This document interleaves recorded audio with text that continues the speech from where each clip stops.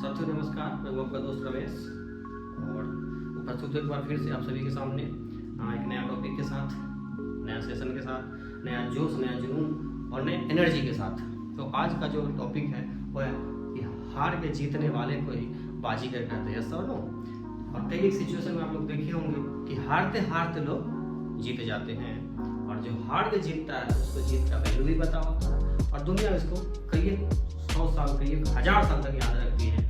इसी में एक कहानी है पृथ्वीराज चौहान, मोहम्मद गौरी और उनके जो दरबारी कवि थे उनका चंद्रवरदायी था। आप लोग जानते होंगे कि मोहम्मद गौरी पृथ्वीराज चौहान पे 17 बार हमला किए, 17 बार ट्राई किए, 17 बार युद्ध किया, लेकिन फिर भी वो हार गया और हमेशा हार जाता था, लेकिन ट्राई करना नहीं छोड़ता था। लेकिन 17वें बार के बाद उसको लगा कि शायद हम इससे नहीं जीत पाएंगे और उसने हार मान के छोड़ दिया।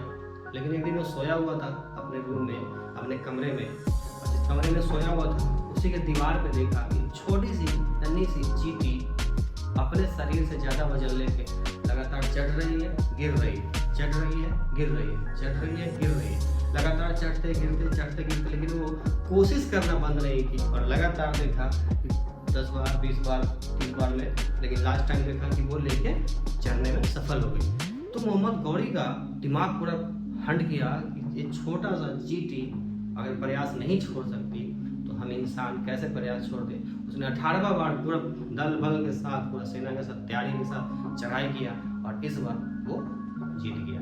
और जब जीत गया तो आप जानते हैं कि पृथ्वीराज चौहान और चंद्रवरदायी को उसने कैद कर लिया था और कैद करके जैसा बताया जाता है कि पृथ्वीराज चौहान की आंख भी फोड़ दिया था दुष्ट ने।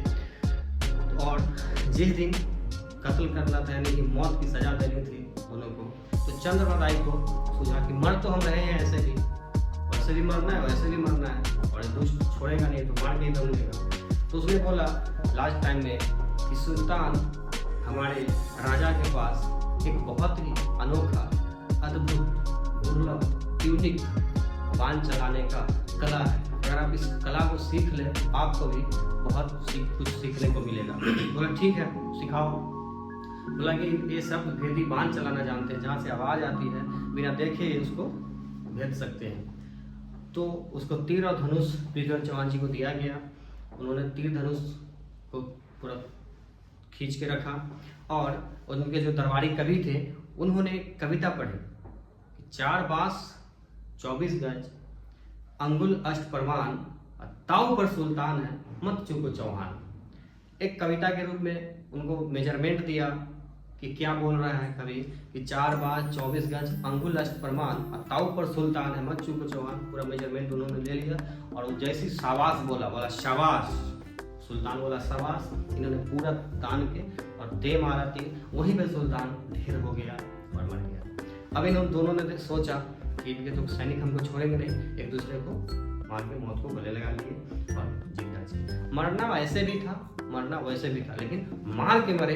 आज पूरा दुनिया याद कर दिया, कई 100 साल तक याद किया जाएगा कि हाँ पृथ्वीराज चौहान था जो लास्ट में भी मरते मरते मार के, राजा को मार के मरा। हाँ कि ना, अपने दुश्मन को मार के मरा। तो हम लोग डेली कुछ ना कुछ करते ही रहते हैं, तो क्यों नहीं एक बार ट्राई किया जाए। जो गरीबी हमको डस रहा है, असफलता से डस रहा है, हम ऐसे भी काम कर रहे हैं, मर रहे हैं, जिंदगी ऐसे भी गुजर रहा है, लेकिन एक बार हम ट्राई करके देखें, क्या पता जीत दर्ज कर ले और हम सफल हो जाएं और अपने साथ साथ अपने फैमिली का, सबका लाइफ बदल के रख दें। अभी ताज़ा घटना हुआ आप लोग देखें, हमेशा पेशेंस और विश्वास का कमाल देखेंगे। अभी ताज़ा घटना है, आप लोग देखेंगे कि डोनाल्ड ट्रंप ने अमेरिका में जीत दर्ज की राष्ट्रपति के चुनाव में। ऐसा हो, इससे पहले नहीं बना था, फिर हारा और फिर से जीता। सही है। तो सिचुएशन चाहे जैसा भी हो, हर हाल में, हर काल में सिर्फ पेशेंस और कॉन्फिडेंस बना के रखेंगे, पूरी दुनिया को कोई ताकत आपको जीतने से रोक नहीं सकता। आप हर हाल में जीत दर्ज करेंगे ही करेंगे मेरे साथियों। सही है। इन्हीं बातों के साथ बस इजाजत दीजिए, फिर मिलेंगे कुछ नया टॉपिक के साथ, नई कहानी के साथ। तब तक के लिए